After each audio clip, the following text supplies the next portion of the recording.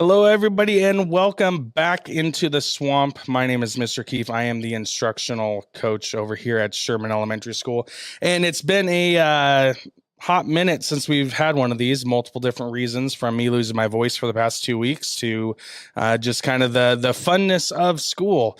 So we are back with our next episode of our Sherman Staff Spotlight, and today is going to be starting a series of 3 different spotlights focusing on our special education department. And we are going to start with the team lead of our SPED department, and that is Miss Johnson, otherwise known as Cojo. So Cojo, welcome in. Thank you. And you get to be the first one to try out our new kind of setup here. I tried it a little while ago, but they've kind of updated things, so we're able to switch through the cameras. Kind of pretty epic. I'm excited. Yeah, it is fun. It is fun. Well, Cojo, so it's Miss Johnson, but everybody calls you Cojo.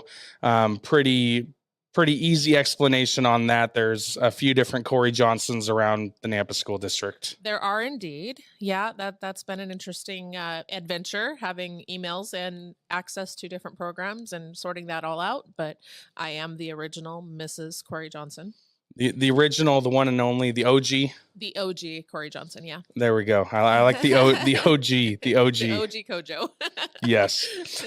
Well, so you kind of know the process of how we go on this. Yes. So we're going to just ask you a few questions, just get to know you just a hair better. Yes. And, I'm excited. It is fun. And so first off, what's your background? Where do you come from originally? What brought you to Sherman, all that fun jazz? Sure. So I born and raised here in Boise area. I went to Capitol High School and then became a wife and mom in the process of becoming a young adult. Went back to school, was going to be an attorney. That was my life ambition, and got derailed a little bit in the process and ended up taking my bachelor's degree in criminal justice and getting an alternate certificate to become a teacher. And then in April of 2020, I went back to school and got my master's in special education and graduated from Concordia University, Portland. April 2020. Yeah, in the middle of the pandemic. Man. Thinking about that, we're recording this today on Mario Day, so March 10th. Yeah. And I was looking back through my Facebook memories, and I remember putting the graphic on the screens that we have around the building. Yeah. And 2-3 days later is that Black Friday, when it was see ya, bye. Yeah. And it's kind of surreal to think 2 years later. It is. Here we are. Yeah. So that aside, and I mentioned Mario Day. I love video games. Yes. But what are some of your interests outside of these walls? Well, I have 8 kids. They are all grown, between 20 and 28 years old. And I have 2 granddaughters and a great niece and a great nephew. And so family is really important. I like to camp and fish and go hunting as well, and read books. But my most favorite pastime is napping. But I need to go back to something. You said 8 kids? Yeah. Yeah, I have 8 kids. They're not all biologically related to me. I've only given birth to 1 child, but I have adopted several. My husband has a few children, and so it's a combination of a big blended family. But there's 8 of them. Holidays are great. And how many animals? 3 dogs. Any cats? No. Lizards? Not anymore. Snakes? Used to have, not anymore. Yeah, just the dogs right now and the kids. There you go. So it's a pretty full house when everybody's around. It is. It always looks like a house party when everybody comes over, but it's just the kids. It's just the Cojo family. It is the Cojo family. All right. Well, I'm going to shift gears again here because, that's kind of what I do. Just shift and shift and shift. Yes. So you've been here at Sherman for how many years now? This is my 7th school year here. 7th year. This is my 5th year, I believe. I think so. And so you've been here a little bit longer, but in your opinion, what helps make Sherman, or what does make Sherman be a great place to be a Gator? The one huge draw is the community, the families, the kids, the staff.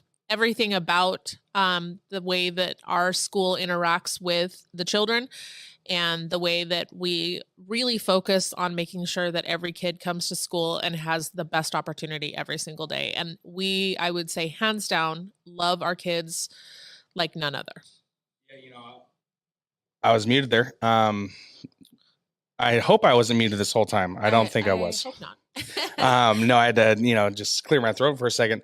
But you're mentioning how the staff and we all love on our kids, truly it's a Gator community. It is. Which oddly enough, a group of Gators is actually called a congregation. Oh. Just fun fact for the day for you. Thank you. I didn't know that. Gator congregation. Yes. And it was really evident. And, going back to that Black Friday when everything closed down, I remember our staff just rallying, like, what do our students need? Yeah. Forget what I need. Yeah. And I remember going out with a few other staff members delivering food packs, all that stuff. And it was kind of a surreal moment because we could see the other side. Absolutely. I made many home visits to my special education kids to make sure that they were accessing technology, to make sure that their families had what they need to help the parents help the kids. And many hours before and after school, typical times, just to make sure that they had what they needed. And I don't want to go back to that situation, but it was a mark in my heart that will never be forgotten. Yeah, I'm going to agree with you there that it's a time I don't ever want to go back. And it's funny because I'm, technology integration coach, now instructional coach. Technology is my gig. I mean, that's why I do this. And I'm sitting here like, no, like, I don't want to do that again. Yeah. So I'm going to ask you a different bonus question based off of where we were going there. Cause I was going to have a fun one, but it kind of, my mind went a different way. Fair. If you were to talk to the parents as you are right now, as we are looking at what's ahead of us, we can't change the past. We can go forward here, knowing the amount of technology that we have at our fingertips with the amount of different things that we can use.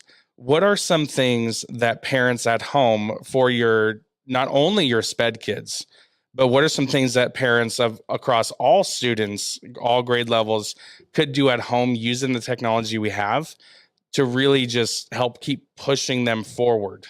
I think not being afraid of the technology, try things, get in there with your kid, use speech to text to help them be more comfortable with what they're using, realizing that their speech is not always going to text what they want. Also using text to speech where things read things back to them. It opens up a whole new world. No longer are they having to be struggling with words they don't understand. The ability to use the technology to your advantage is such a huge opener for those kids and for the families all the way around. Yeah, no, I agree. It's a true game changer. Yeah.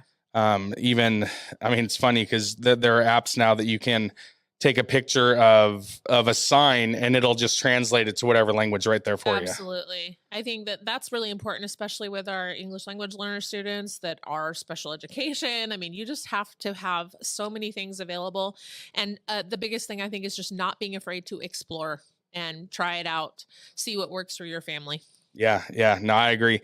Well, I do have a fifth question. Okay. And, it's kind of a funny one. And I do think that this person will probably watch this eventually. So we have a mutual friend from my time when I was working in Meridian. I worked with her. Yeah. And funny enough, her daughter babysat Zane. Yeah. And, at some point, I can't remember. It's like, how do you know them? And now she's off in Dayton, Washington. Yep. And funny story there. My senior year of high school, we beat them 66-0. It was a blast. But anyway, so kind of you can give her a shout out. I'm not going to say her name because I'm going to let you do that. Have some fun there. But give her a shout out. And then as we end all of this, I'm going to let you just take it away and end the thing. And I do appreciate it. Appreciate the time. And yeah. So Shout out to Amy Cox. I am so proud of everything that you're doing over there in Dayton. I know that your job is not easy as a principal, but we are very proud of you here in the Treasure Valley and miss your beautiful face. And as always, it's great to be a Gator.